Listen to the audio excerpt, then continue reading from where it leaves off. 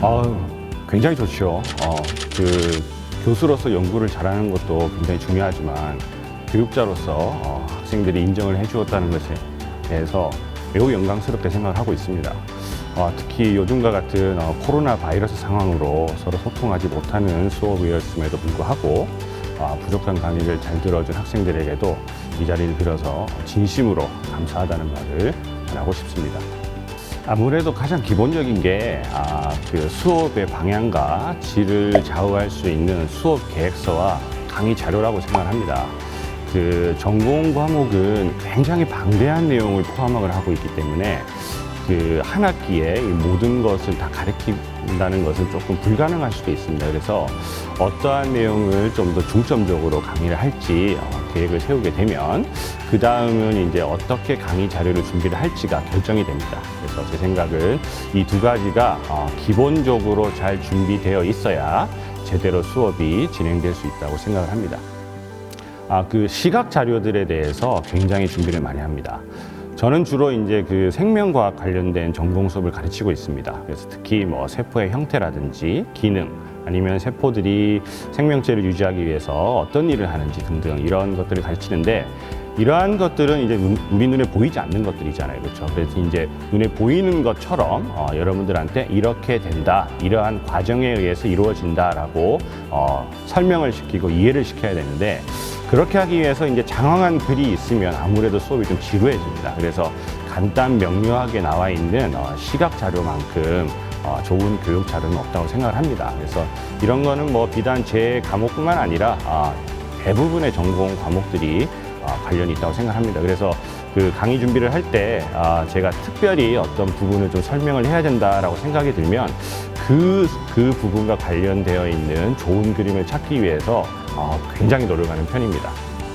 온라인 수업에서는 많이 못하고 있는데 대면 수업을 할 경우에는 수업 시작 한 5분 안에는 최대한 학생들을 집중시키려고 노력합니다. 왜냐하면 이게 이제 한번 집중하게 되면 뭐 그렇게 수업을 이해하는 것은 많이 어렵지 않다고 생각하기 때문입니다. 그래서 이제 일상적인 대화에서부터 요즘 학생들이 관심 있는 뭐 가십거리, 뭐 예를 들어 뭐 연예인 누가 사귄다, 뭐 헤어졌다, 결혼했다, 뭐 이런 것들. 그래서 전혀 수업과 관련 없는 얘기부터 시작을 하죠. 그래서 이제 그러면서 학생들이 조금 반응을 보이고 또 관심이 쌓게 되면 이제 지난 시간에 배웠던 내용들을 그대로 이제 한 번 더 정리를 하면서 학생들이 이제 자연스럽게 수업에 녹아들게 해가지고 집중할 수 있도록 노력하는 편입니다.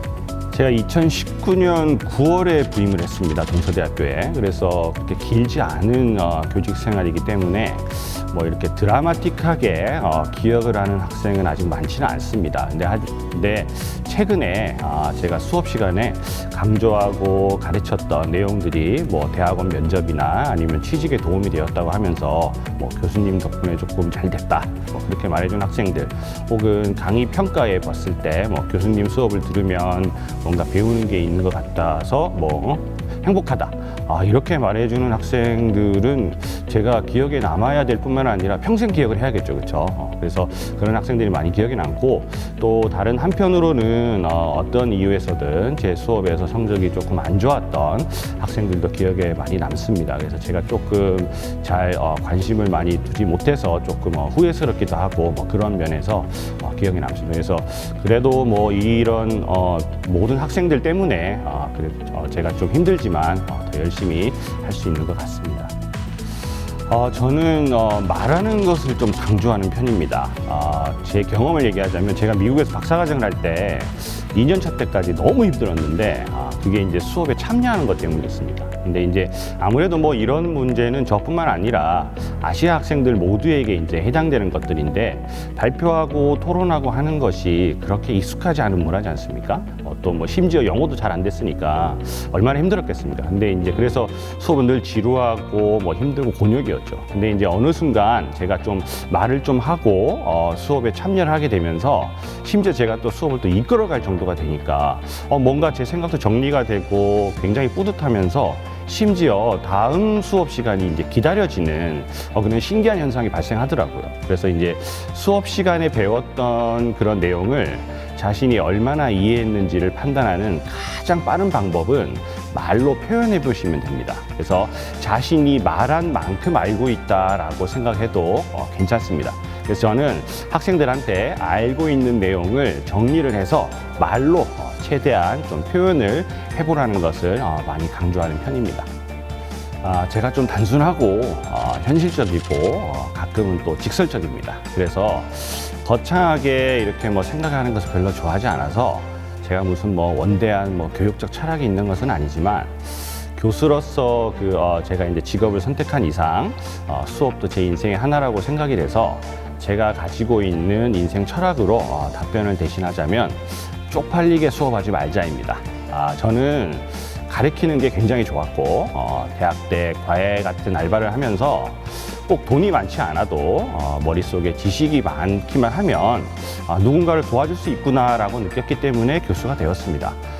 비싼 등록금을 지불하고 제 수업에 들어와서 또 오늘은 또 뭘 가르쳐 주시나 하고 쳐다보는 학생들의 눈망울을 보면 대충 시간만 때우고 뭐 내가 교수니까 그냥 따라와라 뭐 이런 식으로는 할 수는 없겠죠. 그렇죠? 아마 제가 그렇게 되면 굉장히 좀 부끄러울 것 같습니다. 그래서 저는 참고로 세상에서 가장 아름다운 소리 중에 하나로 수업 시간에 학생들한테 나오는 하는 소리입니다.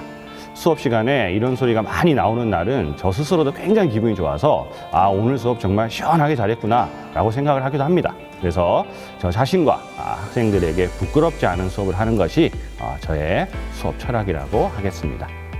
제가 생각하는 좋은 수업은 미니 시리즈 드라마다. 요즘 한국 드라마 너무 재밌지요, 그렇죠? 보셔서 아시겠지만 드라마는 어떻습니까? 한번 보면 금세 빠져들어서 시간 가는 줄도 모르죠. 오히려 왜 지금 끝나는지 다음 주까지 어떻게 기다리냐고 불평을 하게 됩니다, 그렇죠? 저는 발표를 하거나 사람들 앞에서 말을 하는 행위를 하나의 퍼포먼스로 생각을 하고 있습니다. 그러니까 제 수업 시간에는 제가 주인공이죠. 그 다음에 학생들은 관객이죠. 자, 그러면 주인공이 연기를 잘하면 관객들은 즐거워하고 재밌어합니다. 그래서 저도 때로는 개그맨처럼 유머스럽기도 하고 성대모사 같은 것도 하면서 수업을 연기하듯이 하고 있습니다. 그래서 우리 학생들이 제가 수업하는 동안 시간 가는 줄 모르고 다음 수업을 기다리게 하는 그런 미니 시리즈 드라마와 같은 수업이 되었으면 하는 바람으로 수업을 준비하고 있습니다.